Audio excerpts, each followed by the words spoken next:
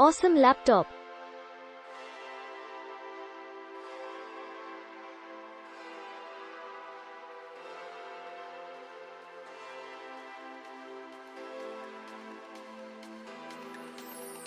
This machine has Windows installed with the new Intel technology Optane memory.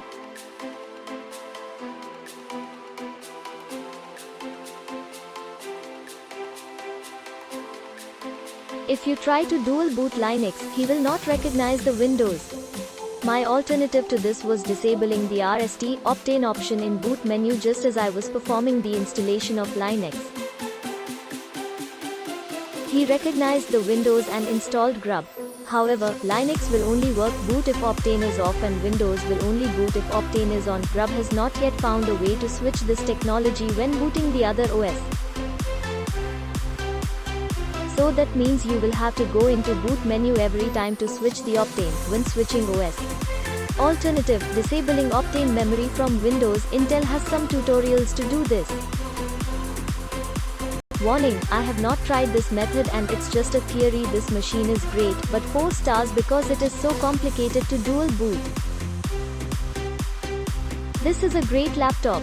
I am upgrading from a Gateway M series that's had its end of its useful life. This is a major upgrade. i5 8300. The GTX 1050 Ti. Good stuff is going on for this laptop. I had read a few reviews before purchase and watched few YouTube videos. It stated that its fans are loud and it gets hot. Fans are a bit audible only if you game Netflix and YouTube. This thing is silent. But I am not much of a gamer. Wanted a decent graphics card in the event that I wanted to game for a bit. Plus I stream lots of videos also on Netflix. It's perfect. It's the little brother to the Predator Helios. Great but ill recommend. No troubles or issues so far. Slight heavy, but my other laptop. This comes with the advertised Nvidia GeForce GTX 1050 Ti but also an Intel RUHD graphics 630. The Nvidia one is better but my laptop was using the Intel one as default and my gaming performance suffered. I just disabled the Intel GPU in Device Manager under Display Adapters and performance is much better. The laptop looks really nice and the hardware is great for a starter's gaming laptop. You might have to turn down graphic settings in some games since this is more of a budget laptop. The battery life is fine too. I didn't exactly time how long it lasts but gaming can last for over an hour and doing less intensive tasks can last for a few hours.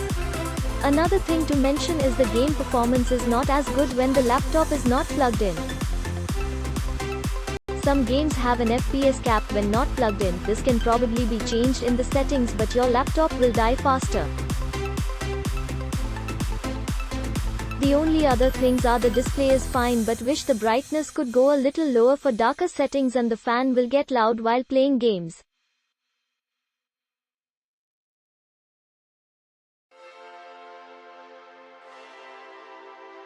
Great laptop for its price.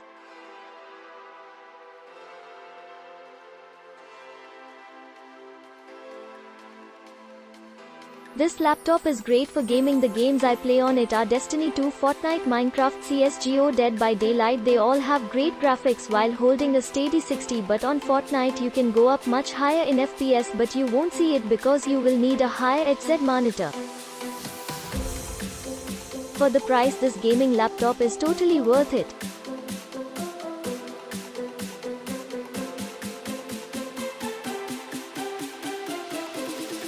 This laptop is amazing. So far it's handled every game that I've thrown at it with decent graphics. Ark was a little laggy, but I've played Warframe, Counter-Strike, and GTA 5 great. Probably the best gaming laptop you'll find for the price. Esta maquina es un buen producto, siempre que se considera que es una máquina de entrada. En mi caso la opción que elegí fue la que trae un CPU Ryzen R5 2500U y una gráfica Radeon RX 560X, lahi usado para actividades cotidianas y para juegos y las temperaturas no ha pasado de los 73 grados NC. I have had this laptop for a few weeks, gaming on a daily basis and so far I am very impressed.